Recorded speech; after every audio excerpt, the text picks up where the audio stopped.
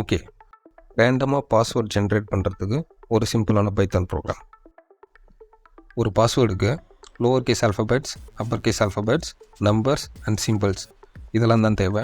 So இது நாளையும் தனித்தனி வேரியபிள் நேமில் சேவ் பண்ணிவிட்டு காம்பினேஷன் ஒரு வேரியபிள் நேமில் இந்த நாளையும் மெர்ஜ் பண்ணிடலாம். பட் அந்த வேல்யூஸ் அத்தனையுமே நம்ம ஆட் பண்ணியே ஒரே வேரியபிளில் சேவ் பண்ணலாம். ஒரு கிளியர் வியூக்காக அதனாலையும் தனித்தனி வேரியபிளில் நான் சேவ் பண்ணியிருக்கேன்.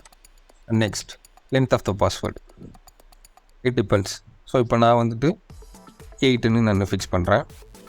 அந்த வேல்யூஸில் 8 கேரக்டர் மட்டும் ரேண்டமாக செலக்ட் ஆகணும்.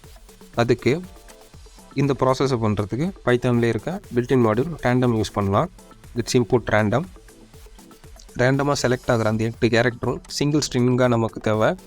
அதுக்காக join function and random.sample sample ஃபங்க்ஷனுக்கு 2 பேராமீட்டர் பாஸ் பண்ணணும். ஒன்று எந்த வேல்யூவிலேருந்து கேரக்டர்ஸ் பிக் பண்ணணுமோ அது காம்பினேஷன், அண்ட் செகண்ட் பேராமீட்டர் எத்தனை கேரக்டர் பிக் பண்ணணுமோ அது length of the password. That's it. Let's run the code.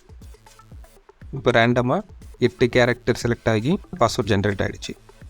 இப்போ திரும்ப ரன் பண்ணுறேன். ரேண்டமாக வேறு பாஸ்வேர்ட் ஜென்ரேட் ஆகும். ஒவ்வொரு தடவை ரன் பண்ணும்போதும் ரேண்டமாக பாஸ்வேர்ட் ஜென்ரேட் ஆகிடும். சிம்பிள்.